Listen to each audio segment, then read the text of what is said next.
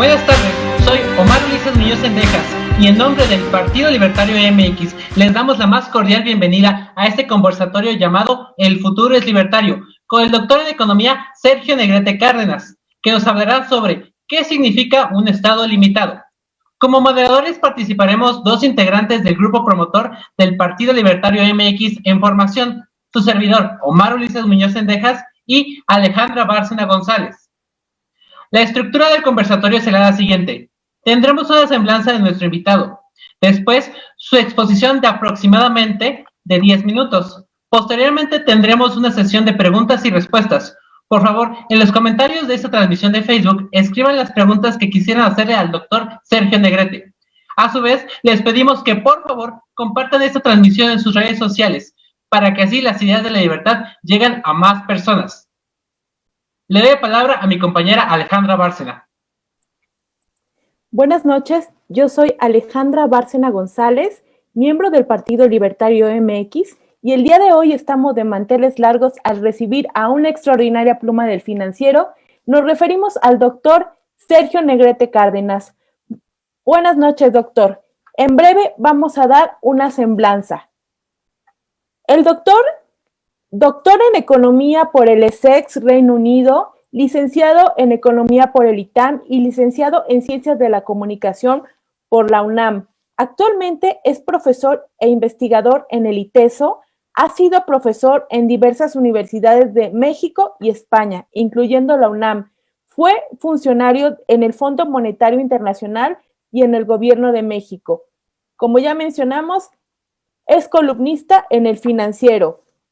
Si quieren seguirlo, su cuenta de Twitter es @econocafka. Doctor, le agradecemos que nos haya concedido un espacio dentro de su agenda. El día de hoy lo que nos convoca es explicarle a nuestra audiencia cuál es el significado de Estado mínimo o limitado. Adelante, doctor. Muchísimos, mil gracias, Alejandra. A todos, a todo Partido Libertario. En verdad, muchísimas gracias por la invitación. Sí, espero que se me escuche bien. Si no, me dicen, por favor, si hay cualquier cuestión con el audio, dado que estamos por todo el planeta, yo en este momento en Barcelona, España. Quiero empezar por decir algo. A ver, estoy hablando ante, digamos, colegas, no sé cómo decirlo, liberales, libertarios, sin duda hay de todo, y en todo nuestro espectro. Entonces, quiero ser respetuoso de su individualismo y su libertad. Entonces, voy a dar mi opinión, por supuesto, sobra decir, pero tómenla como tal, lo que quieran ustedes rebatirme, digámoslo así, o argumentar, encantadísimo. O sea, ¿qué quiero decir? Lo que yo entiendo que debe de ser un Estado mínimo, y por qué, pero, pues, si no hay tanta coincidencia, digo, es que igual entre los que ahorita me escuchan, pues hay algún anarquista, qué sé yo, que me parece muy respetable. Entonces, ahora sí que respetando la libertad de cada quien. La clave aquí, o sea, yo debo admitirlo, soy un poco pragmático o muy pragmático, incluso electoralmente hablando. Veo siempre obstáculos formidables para un partido liberal en México y en muchas partes del mundo, digo, no es solo México, porque la promesa de libertad realmente es algo que a mucha gente le suena muy vago, incluso amenazante, cuando lo contraponen contra promesas de yo te apoyo, yo te protejo, yo te voy a dar derechos. Ya saben, la lista increíble de que presentan toda clase de políticos. Y no solo de izquierda, es impactante. Entonces, lo que tenemos que, o lo que creo yo, pues reitero que todo opinión personal, por favor, sin hablar en nombre de nadie más que de mí mismo. Lo que tenemos que ofrecer, o lo que tienen que ofrecer las ideas liberales, es un Estado. Primero que nada es eso, es la importancia del Estado en sus funciones, como sabemos perfectamente los liberales que debe de cumplir, como es, por ejemplo, destacadamente proteger la propiedad. El derecho a la propiedad, bueno, absolutamente esencial, por todo lo que ello implica. Distinguir perfectamente lo que son necesidades y derechos, porque vaya que a los políticos les encanta confundir. Pero entonces, enfatizar el papel mínimo que debe cumplir, pero fundamental, importantísimo, del Estado en la protección del individuo, en el sentido de la protección del ejercicio de la libertad, entre ellas de la propiedad. Entonces, eso es clave enfatizarlo. Entonces, eso es el número uno, digamos, el tener ese Estado importante, fuerte, con la fortaleza necesaria para proteger al individuo de otros individuos que quieran, ahora sí que dañar su propia libertad. Pero aquí yo ya a veces ya entro en discrepancia con algunas personas, aunque creo que sigo bastante bien a Milton Friedman, o al menos eso espero yo, francamente hablando, es lo del Estado dando un piso mínimo de oportunidades. Y el derecho a, bueno, son básicamente tres: educación, salud y, muy importante en el caso mexicano, y como parte de la protección del individuo, la seguridad. O sea, ya un Estado que se aboque por completo a dar un piso mínimo, un mínimo común denominador, digamos, al pobre, al rico, al que sea, de un estándar de salud educativo y de seguridad, ya es una tarea titánica. O sea, es algo que nos tomaría incluso quizá décadas. Y ahí sí, con todos los asegúnes que se quiera, en un caso particular de su servidor, por ejemplo, por medio de bonos educativos, bonos de salud. ¿Qué quiere decir? Bueno, el Estado subsidiando la salud, la educación privadas, dándole a los padres de familia el bono para que puedan llevar a su hijo a la escuela de su preferencia y con el Estado cubriendo el costo. O sea, no una educación pública, una educación privada, pero subsidiada por el Estado. Y lo mismo la salud. Ve al médico de tu preferencia, pero aquí le entramos con lo que sea necesario. Al hospital de tu preferencia, etcétera. En ese sentido, no dudo que haya que tener ciertas salvaguardas para evitar abusos, evidentemente, sea de escuelas o de hospitales o de doctores, pero ese piso mínimo del que tanto habló, por ejemplo, Margaret Thatcher, al decir, queremos que nuestros hijos crezcan muy alto, muy altos. O sea, la estatura que alcance cada quien, lo que llegue cada persona a desarrollar, todo su potencial, con ese piso mínimo, sí, habrá quien la educación le sirva muchísimo para llegar muy lejos, y la salud, por supuesto.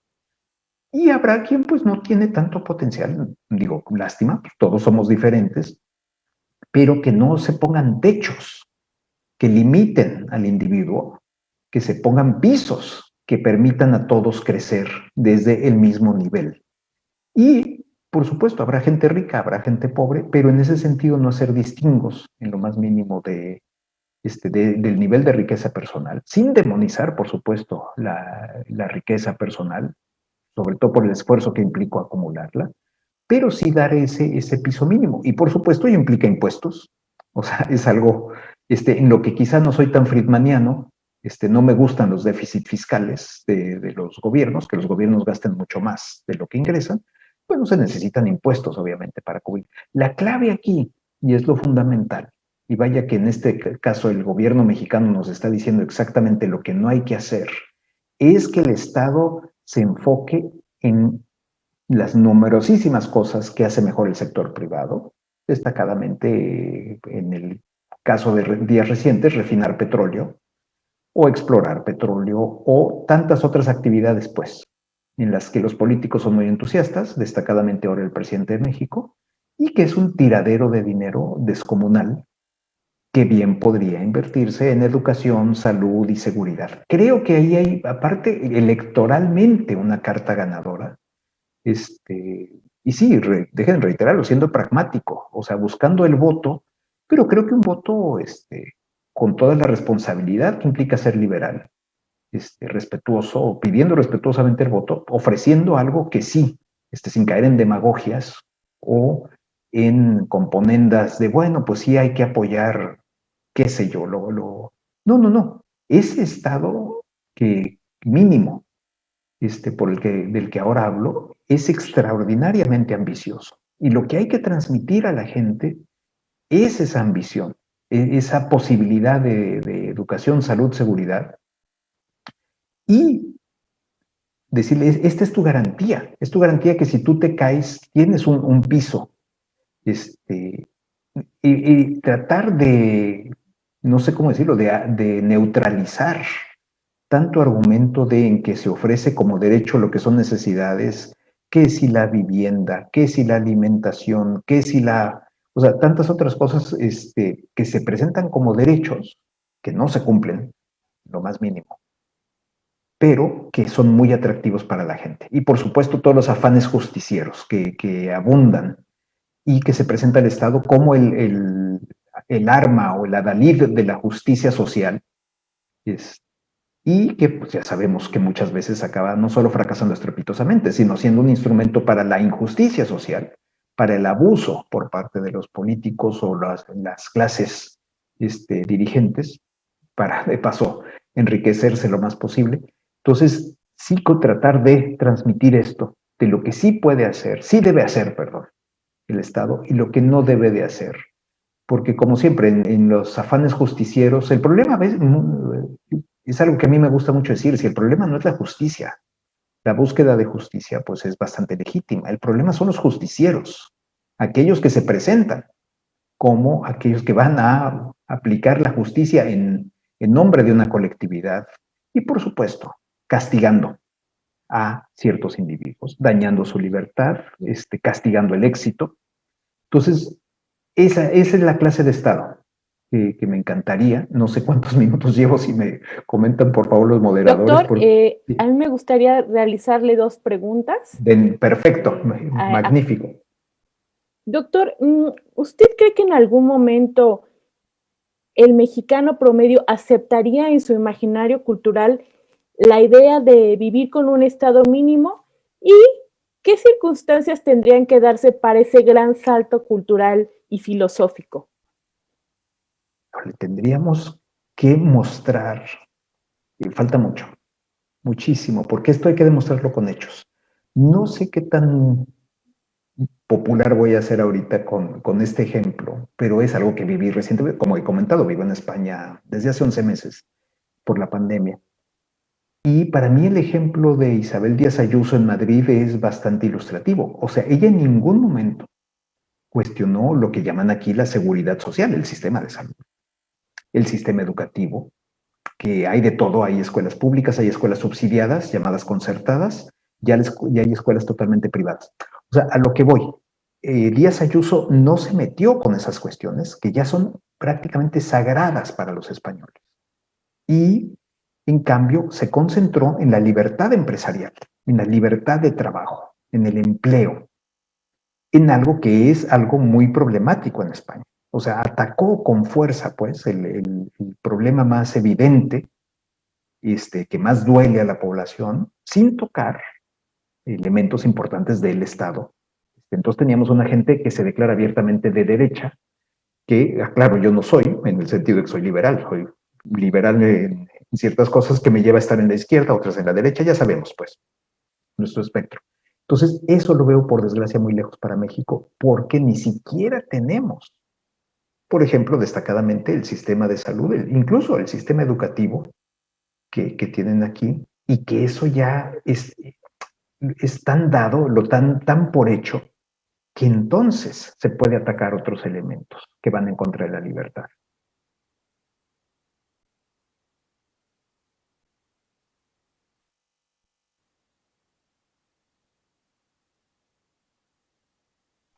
Doctor, ¿cómo usted definiría la mentalidad del mexicano en cuanto a su percepción hacia temas políticos y de intervención del Estado hacia la vida privada? Inmensamente preocupante. O sea, tenemos un afán justiciero y un rencor. O sea, hay muchísimo discurso en contra de la libertad. Se ve mucho la libertad como una forma de abuso, sobre todo a nivel empresarial. O sea, alguien que busca poner una empresa, contratar gente, bueno, es que vas a explotar a la gente. Es que tu deber social como empresario debería de ser poner guardería para las mujeres trabajadoras, apoyar con transporte a los... Bueno, una lista pues infinita. Parece ser que ser empresario destacadamente es casi un pecado que hay que pagar. compensando a aquellos a los que tú estás explotando, ¿no? Entonces, esta clase de mentalidad que me ha asombrado, por cierto, he encontrado incluso entre empresarios, que casi están pidiendo perdón por haberse atrevido a poner una empresa y dar empleo, ¿no? La noción friedmaniana, pueden ver que me gusta, bueno, sigo mucho a Milton Friedman, evidentemente. La noción friedmaniana de que el deber social de todo empresario es tener ganancias, bueno, les es absolutamente ajena.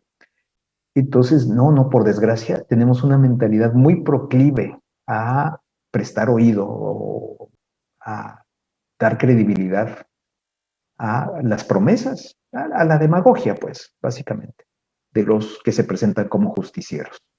Y de todos los signos políticos. Sí, perdón. No, adelante. Le cedo la palabra a mi compañero Omar. Perfecto. Gracias, muchas gracias, Alejandra. Gracias, Sergio. Ahora continuaremos con las preguntas de nuestro público de Zoom. Estas son personas que ya son parte del Partido Libertario MX en formación. O sea, son miembros que están ahorita en la transmisión, pero por Zoom. Sí. Por favor, quien quiera de la transmisión de Zoom hacer una pregunta, levante la mano y le cedo la palabra. Ok, el señor Pedro Meléndez. Hola, Sergio. Muy buenas tardes. Noches para ti, ya madrugadas, yo creo. Madrugadas, sí, pero encantado, Pedro, a tus órdenes. Gracias, muy amable. Gusto estar aquí nuevamente contigo. ¿Tú qué piensas sobre que los partidos en México actualmente están, podríamos llamarle en términos de libertarios, muy progresistas? Todos, para buscar votos, se dicen de centro. Todos buscan, y todos dentro de sus políticas, dicen que el problema de México, así como se repite infinidad de veces en Latinoamérica, el problema de México es la desigualdad social y se combate con impuestos para lograr justicia social. ¿Tú qué piensas de esto, Sergio? Mira, vaya que lo escuchamos, ¿eh? No me estás diciendo nada nuevo sobre decir, por supuesto, lo escuchamos todos, todo el tiempo. Y ha permeado con mucha fuerza esta noción.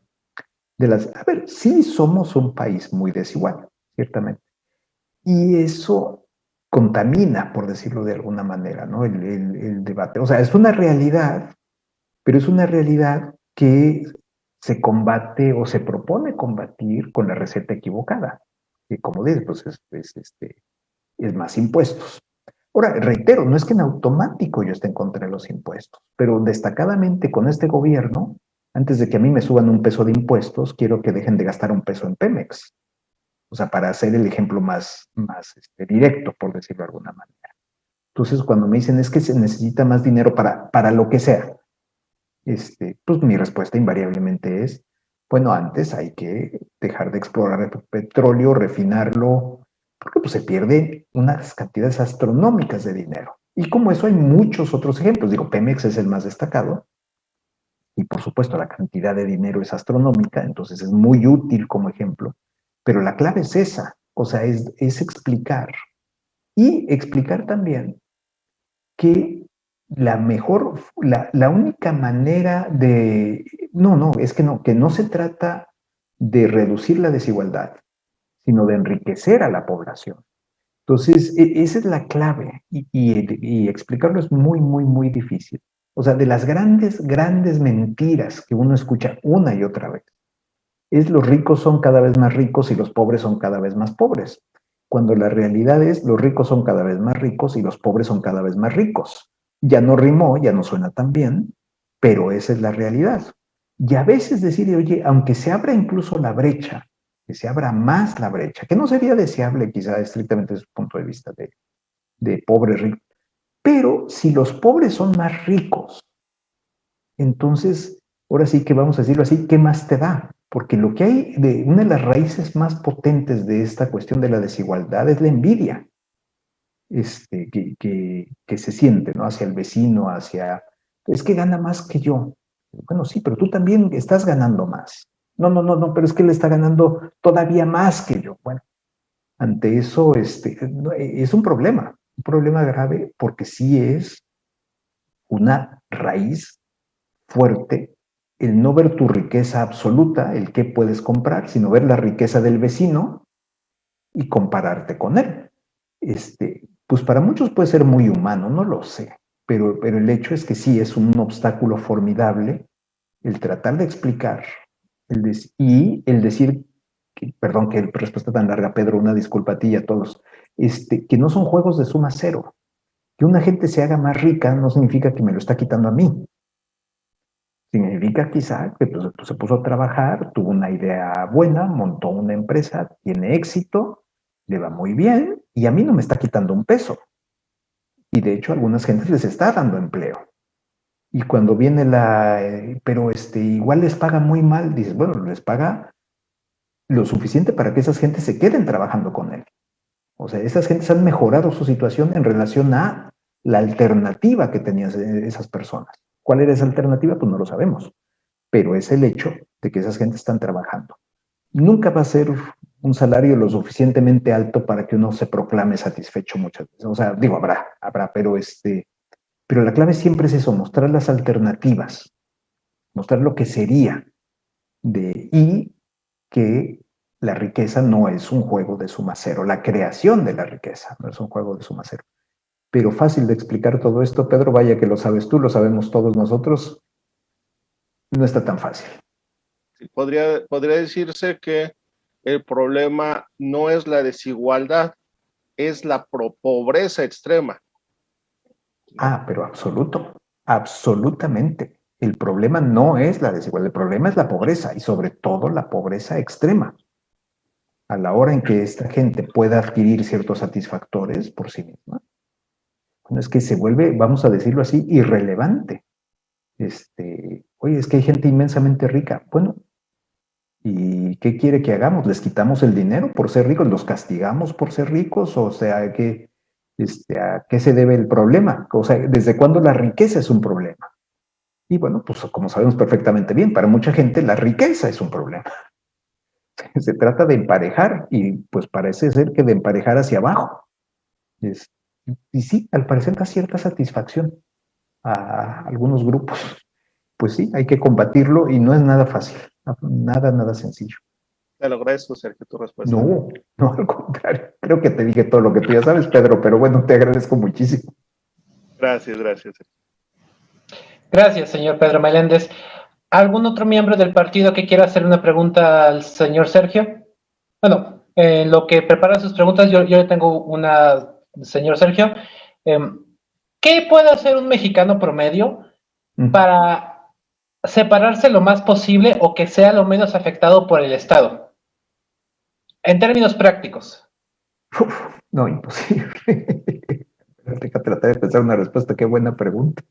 Magnífica pregunta. No, es que estamos sujetos. Es que, ¿cómo decirte? Estamos atrapados por leyes y lo peor, por malas leyes muchísimas veces.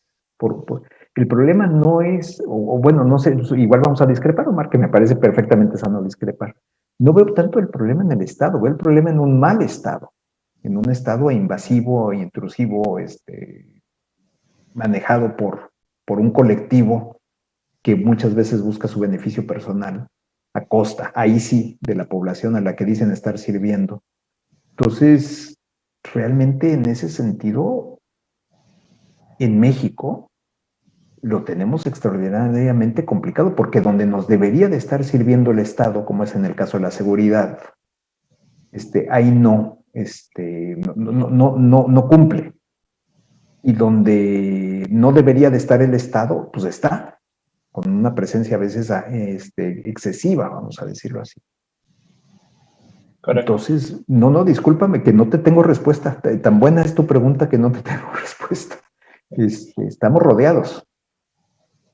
¿Qué piensa de posturas como, por ejemplo, el uso de Bitcoin o el algoritmo, que significa en esencia, que la gente intente en la mayoría de los casos no comprar en lugares establecidos, sino comprar en el mercado negro o mercado informal para así pagar o no pagar impuestos o pagar la menor cantidad de impuestos y que no exista una contabilidad por parte del Estado para que el Estado no pueda controlar esos intercambios.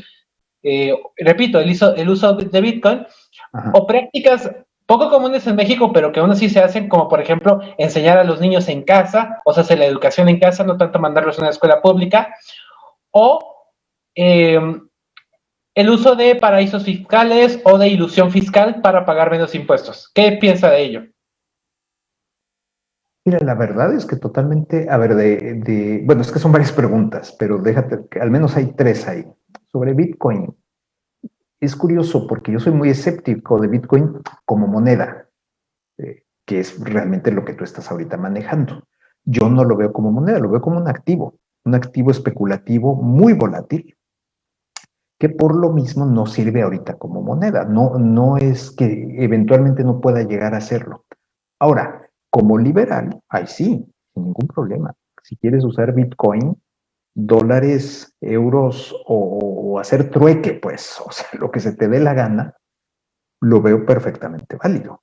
La clave aquí es que, bueno, Bitcoin te da un anonimato, ya sabemos las ventajas, pues, que tiene en ese sentido. Entonces, bueno, si quieres, puedes usarlo, me parece fabuloso. O sea, sí, lo que estaría yo totalmente en contra es que el Estado prohíba su uso.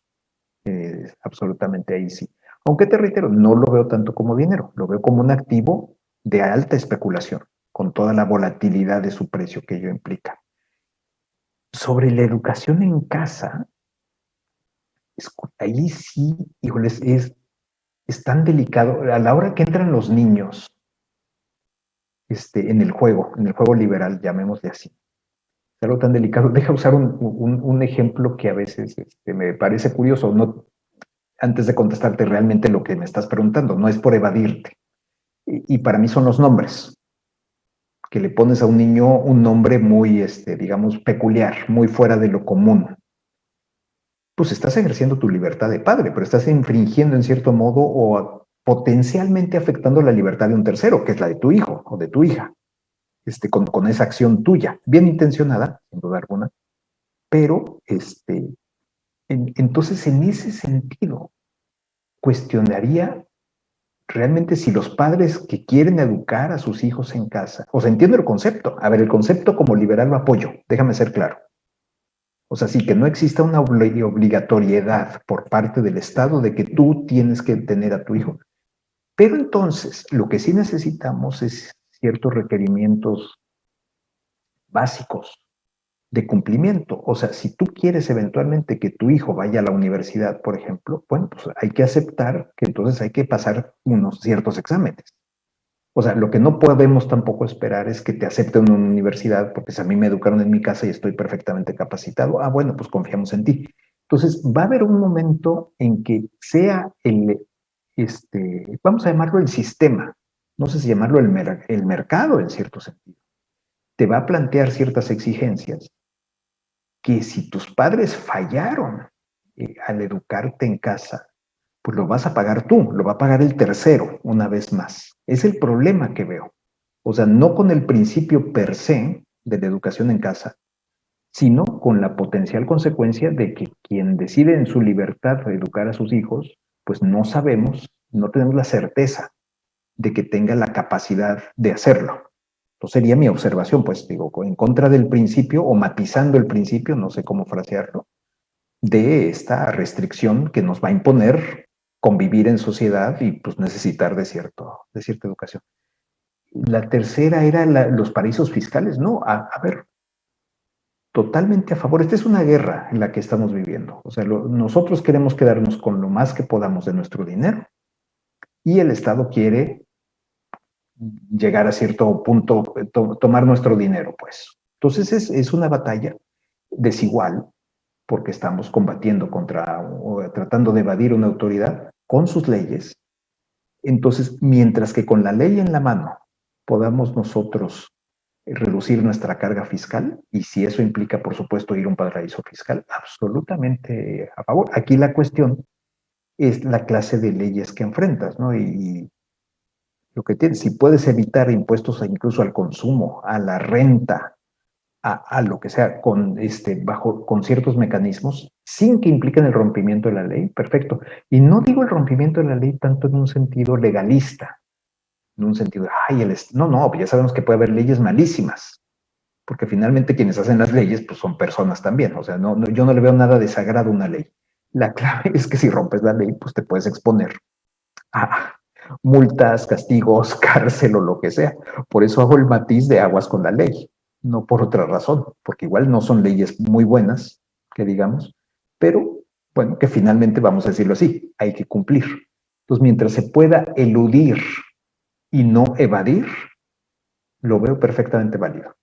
A nivel internacional, ¿qué países, o sea, estados, considera usted que son estados limitados y que están haciendo bien su trabajo de defender al individuo? Mira, yo ahí sí, digo, soy muy ignorante a nivel internacional. Deja contar una anécdota que ya no aplica, ¿eh? Esta respuesta que voy a dar, que me encantaría que siguiera siendo cierta, ya no aplica. Una vez le pregunté esto más o menos fue la misma pregunta a Milton Friedman, la única vez que hablé con él, que fue en 1992. Yo era periodista. Y él vino a México y lo entrevisté. Y le dije, bueno, ¿qué país cumple mejor con sus enseñanzas, su modo de pensar? No me acuerdo cómo le fraseé la pregunta, por supuesto, específicamente. Y fue curioso porque me dijo, mire, estrictamente ninguno, pero usted quiere una respuesta y yo se la voy a dar. Hong Kong. Y obviamente Hong Kong, esto era 1992. Hong Kong post, ya siendo parte de China, pues es otra historia muy distinta. Pero entonces déjame refugiarme en algo muy simple. Yo tengo que reconocer que estoy no evadiendo, pero sí pasándole la pelota bien más. Yo me iría por los índices de libertad económica.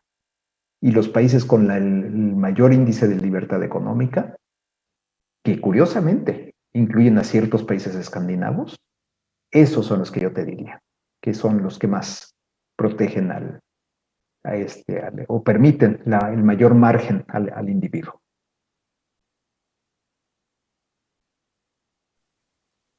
Gracias. Los invito a todo el público a que hagan sus preguntas por Facebook, por favor, para poder hacer más preguntas al doctor Sergio. Ya tengo otra pregunta, doctor Sergio. A ver. Si usted tuviera que crear una guía para que México se fuera acercando al estado limitado, ¿qué es lo que haría? ¿Qué puntos clave cree usted que hay que seguir? No, bueno, la carta Santa Claus la tenemos todos y con muchísimo gusto la presento. A ver, de entrada, fortalecer el Estado de Derecho. Y vaya que con eso nos podemos entretener décadas, incluso por desgracia, pues. Pero el fortalecimiento del Estado de Derecho. Eso sería lo número, que eso ya trae implícito el combate a la inseguridad. Entonces ya eso, puede parecer un poco paradójico, pero si tenemos un Estado que proteja al individuo, tendremos a un Estado que proteja al individuo del propio Estado o del propio colectivo, que en ese momento controle el Estado. Entonces sería lo ideal. Aparte, pues sí quisiera yo agregar lo que ya comenté, ¿no? Lo de salud y educación. Lo del piso mínimo, sí, lo muy importante. Pero el paso 1, sin duda alguna, y bueno, como paso intermedio, digámoslo así, pero absolutamente necesario, sacar al Estado de muchas actividades donde está. O sea, ahora sí que para minimizar también hay que recortar, hay que cortar, enfocar. Y reitero, el enfoque número 1 sería el propio Estado de Derecho.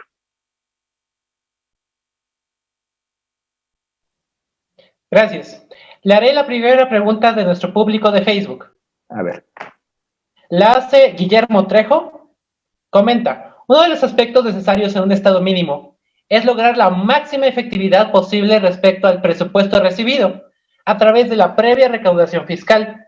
Es decir, un Estado mínimo necesita una eficiencia máxima. ¿Esto es correcto? Bueno, pero por definición, por supuesto que Guillermo tiene toda la razón. O sea, con cada peso que recaudes, que esa es mi pelea con esto de Pemex, por decir uno de muchos ejemplos. Dices, oye, es que el dinero que yo estoy entregando, no que me están quitando, que por eso se llama impuesto. Y, o sea, no es algo voluntario, pues. Por supuesto que hay que buscar la mayor eficiencia posible. Ahora, estamos planteando la búsqueda de la eficiencia por parte de un colectivo que es inherentemente ineficiente, que es una burocracia, que tiene incentivos muy distintos, que quizás no tenga la preparación. Pero bueno, dentro de todo lo limitado que es esperar eficiencia del que muchas veces no puede ser eficiente, que es el Estado, sí esperar, digamos, vamos a llamarle así, la mayor competencia posible. Competencia por eficacia, efectividad posible, dentro de las restricciones que tiene todo gobierno. O sea, ahora sí que, por supuesto, yo supongo que muchos de nosotros somos muy escépticos de la acción gubernamental. Razón de más para tratar de limitar a ciertas áreas. Pero, por supuesto, o sea, todo peso que llegue, que sea recaudado, por supuesto, el buscar que su uso sea el más eficiente posible, es de rigor, pues, absolutamente contigo, Guillermo. Gracias. Siguiendo con esta misma narrativa, ¿usted está de acuerdo con que cada vez exista o se intente que existan más partidos políticos en México para que exista una mayor competencia con respecto a qué elegir? Sí, a ver, absolutamente. A ver, como liberales por definición. Dices, ¿por qué tiene que limitarse o restringirse, pues, y poner ciertos requisitos y todo esto? Tendríamos que entrar en el terreno entonces de cómo, si debe de haber presupuesto público porque, bueno, si cada quien puede montar su partido, que me parecería bien como una cuestión de principio, el paso siguiente es cuestionar, bueno, ¿y esos partidos cómo van a funcionar? ¿Cómo se van a financiar? ¿Puede cualquiera financiar, dejándolos abiertos a captura por parte de grupos, etcétera? Digo, entonces la complejidad es inmensa, pero la respuesta como cuestión de principio liberal es muy simple. Por supuesto que sí, que se debe de permitir, que no debe de haber restricciones, y menos tan abundantes, pues, como las que tenemos en México. En ese sentido, pero fue un legado de la herencia de Franco, o sea, el combatir, pues, a la sombra de una dictadura, ya muerto el dictador, pues fue que haya todos los partidos que se quieran. Entonces aquí hay una cantidad de partidos impresionante. ¿Se concentra el voto en algunos? Sí. Pero en ese sentido, curioso, ¿no? España da un ejemplo a México de lo que se debe de hacer. Gracias. Le haré una pregunta más de Facebook, igual de Guillermo Trejo. Hace este comentario. La narrativa de los ricos malos es el pan de cada día en las escuelas públicas. Y agrego, esto es mío, yo estudié en el Instituto Politécnico Nacional. La historia del propio Instituto Politécnico Nacional es que en parte es formado o es inaugurado por Lázaro Cárdenas, entonces se exalta la figura de Lázaro Cárdenas y sus logros, como por ejemplo la expropiación petrolera. Y yo tengo una anécdota de que a mí me comentaron que en sus orígenes el Instituto Politécnico Nacional daba una educación socialista y que todavía existía un sector, actualmente, no hace mucho que me recibí, bueno, que salí de la educación media superior, actualmente todavía existe un sector de los maestros en el Instituto Politécnico Nacional que intentan que la educación vuelva a ser con tintes socialistas. Y si uno va a las clases del Politécnico, hay una serie de comentarios que demuestran que todavía hay una mentalidad socialista, más allá de que no hay mucho intento de hacer que los jóvenes emprendan. Es muy mínimo por esa parte. ¿Está de acuerdo con esto? ¿Y usted qué haría con respecto a esta situación? ¿O qué piensa con respecto a esta situación? Mira, la raíz de esto es muy simple, bueno, simple como tantas cosas, y la solución está ahí. Hacerla es lo que es absolutamente complicadísimo. Lo que tú tienes son muchos maestros que tienen su plaza. O sea, la ambición de muchas de estas personas, me puedo incluir, a ver, yo soy profesor, nada más que soy profesor en una universidad privada, entonces no tengo esa clase de protección, vamos a decirlo así, algo, por cierto, pero no, ni de ninguna manera tan amplia. Entonces esta gente no teme por su empleo, enseña lo que se le da la gana y o falta o tiene un nivel académico docente bajísimo, sin consecuencia alguna. O sea, no tienen competencia, tienen en cierto modo un monopolio, el monopolio de su plaza, de profesor, que nadie los va a correr. Y eso, por supuesto, les da el lujo de ponerse a pontificar sobre lo mejor que puede hacer el mundo con el dinero de los demás, sobra decir, que no el de ellos. Y eso es, bueno, vamos a tener esta clase de educación. O sea, parte es generacional, o sea, parte es gente que estudió, son de mi edad algunos de ellos, que eso puede ser el caso, o aproximadamente, pues estudiamos antes de la caída del muro de Berlín. Y hay gente que sigue ciclada en esto porque no tiene necesidad de salirse de esto. Pueden tirar el rollo de Marx sin bronca alguna, sin tener la menor autocrítica o tener que referenciarse al mundo. A mí me ha causado hasta asombro, pues, cuando he platicado en conferencias, lo que sea, como se le quiera llamar, en universidades públicas, y que se me acercan después los alumnos y me dicen, ay, queríamos escuchar algo así desde hace tiempo. No digo que yo fuera el único, ni mucho menos, pero sí somos minoría, evidentemente, en universidades públicas. Entonces, la solución, pues, es tan imposible como simple, que ningún profesor tenga garantizada una plaza, que se le juzgue con base en parámetros estrictos, medibles, y que, bueno, ello incluya el poder transmitir aprendizaje, pero en fin, obviamente no va a ocurrir. Ese es el problema que tenemos. Entonces, esta gente, bueno, puede decir lo que sea, y lo que sea incluye su educación socialista. Al fin y al cabo, el cheque lo tienen asegurado cada quincena, sin problema alguno, y pueden, pues, hablar del paraíso socialista, porque francamente, están gozando ellos, en lo particular, el paraíso socialista. Ahora, la cuestión del emprendedurismo en México, y lo digo porque yo soy profesor en una escuela de negocios, aquí el gravísimo problema que tenemos en México es, hay mucho de problema en nuestra ley laboral. O sea, ser empresario y ser emprendedor es algo heroico en México, en el sentido de todo lo que implica laboralmente hablando. La exigencia de la legislación laboral es gigantesca. La carga que cae sobre el empresario es brutal. Entonces, el emprendedor, al menos esta es mi opinión, y lo dice alguien que no es emprendedor, o sea, yo nunca he emprendido un negocio, nunca he tenido una nómina, nunca he enfrentado presiones de producción o de distribución o de lo que sea, o sea, lo que genuinamente es el reto de un empresario. Entonces, ser emprendedor en México es singularmente complicado. Sin duda es mucho más complicado en otras sociedades también, pero en otras que son mucho más libres, es otra clase de historia. Y eso se permea en nuestra cultura. Entonces, no podemos, el emprendedurismo no se enseña. La clave es que aquel que lo sea, pues tenga vamos a llamarle así, el ecosistema ideal para poder emprender, caerse, fracasar, pero aquellos que se siguen tratando de levantar una y otra vez, y el contraste brutal. Dejen hacer un lado en México, dejen hablar un poco del contraste estadounidense y el español, que algo los conozco, aunque no quizá tan a fondo. El sueño de todo estudiante, de todo joven americano, muy emprendedor, con mucha iniciativa, es poner su propia empresa. Y lo más probable en el sueño americano es que empiece en el garaje de su casa.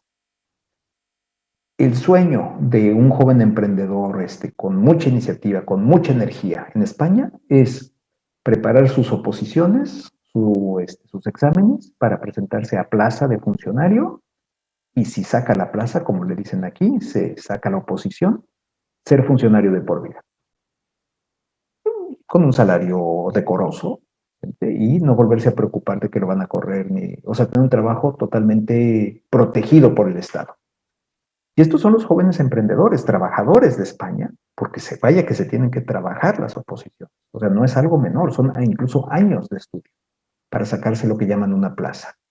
Entonces, esa fuerza emprendedora, muchísimas veces la canalizan a los libros, a prepararse, y no a montar la empresa en el garaje.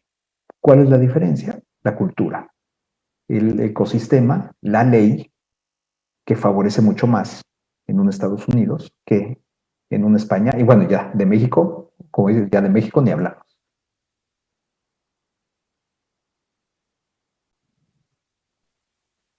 Gracias.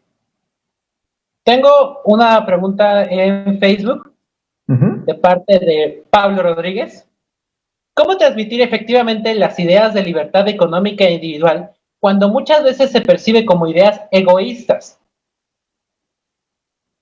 Muy buena pregunta. Mira, la verdad es tratando de mostrar que estás favoreciendo a la persona. Decir, oye, es que lo que yo quiero es que tú tengas la oportunidad de lograr lo que mejor puedas.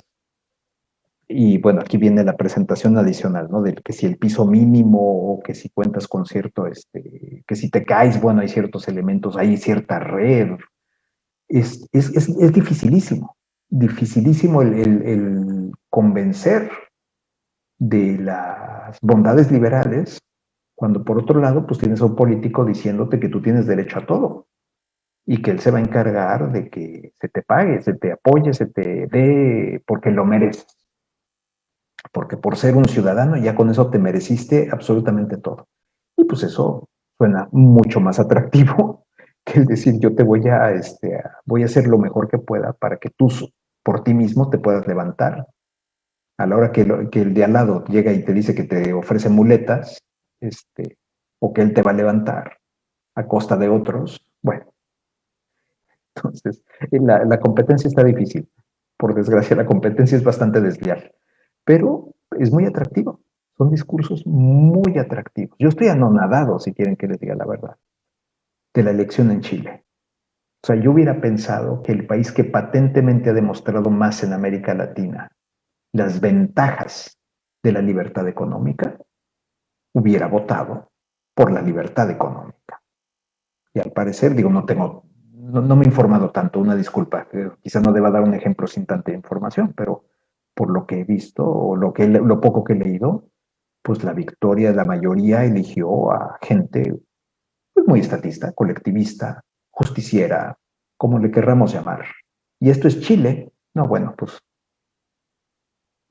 y vaya que ha pasado tiempo. O sea, estamos hablando de 40 y tantos años, casi 50 años, para que las generaciones hubieran aprendido las ventajas de la libertad económica y cómo brillaban en América Latina Chile. Bueno, brilla todavía. Y no, se dejaron llevar por el canto de las sirenas, como tantos otros. Entonces, vaya que la batalla es muy complicada.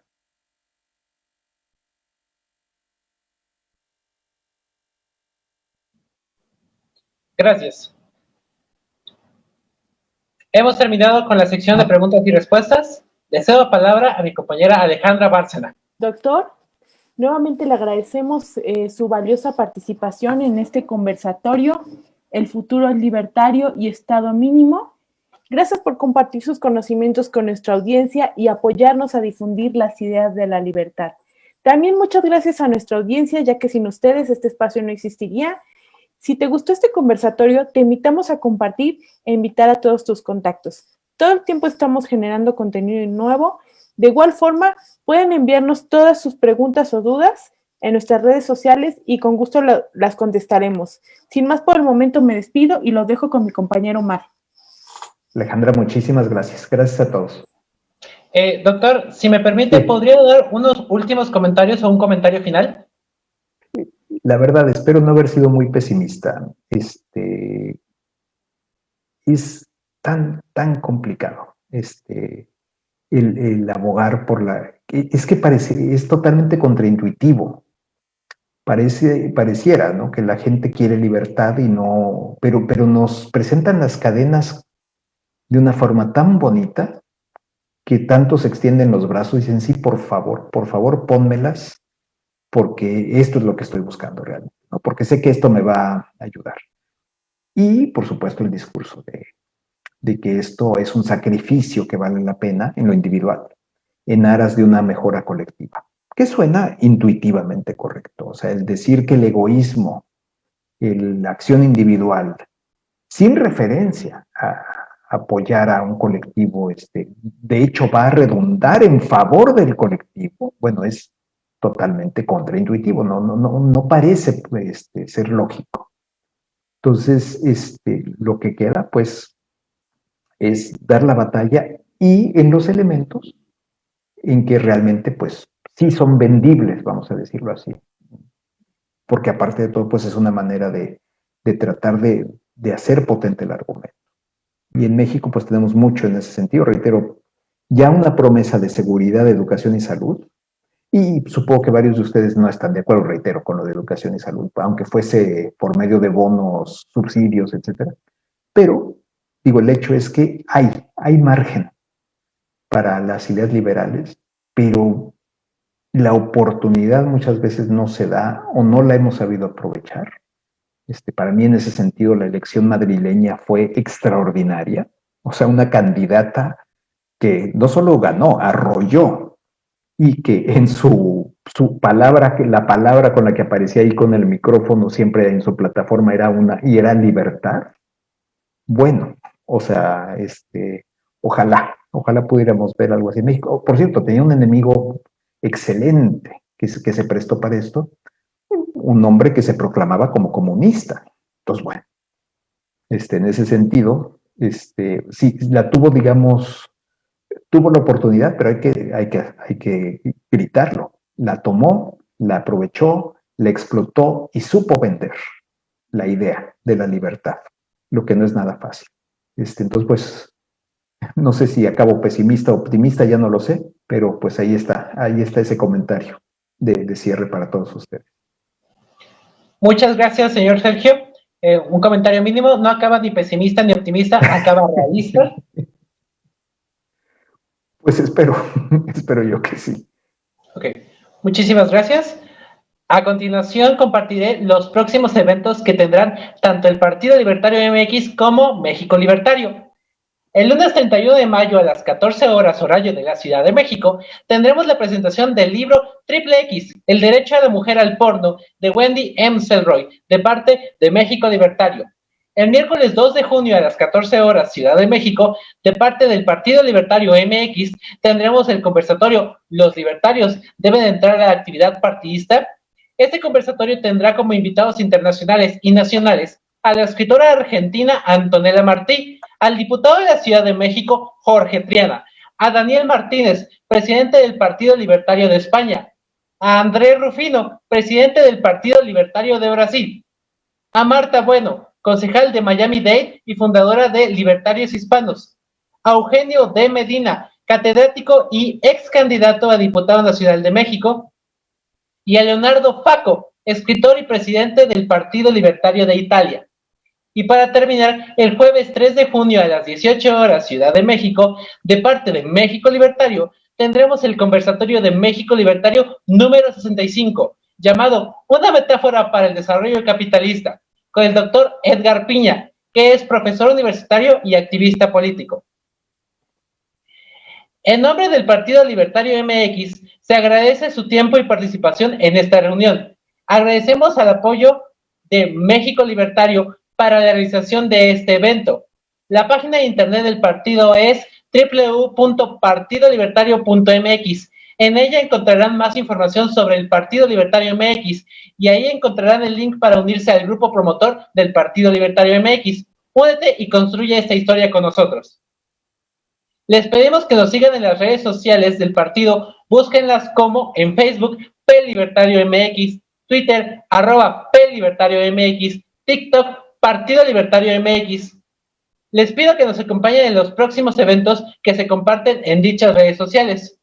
Les recuerdo que como moderadores estuvimos mi compañera Alejandra Bárcena González y su servidor Omar Ulises Muñoz Sendejas, y como invitado especial el doctor Sergio Negrete Cárdenas. Muchas gracias. Muchísimas gracias.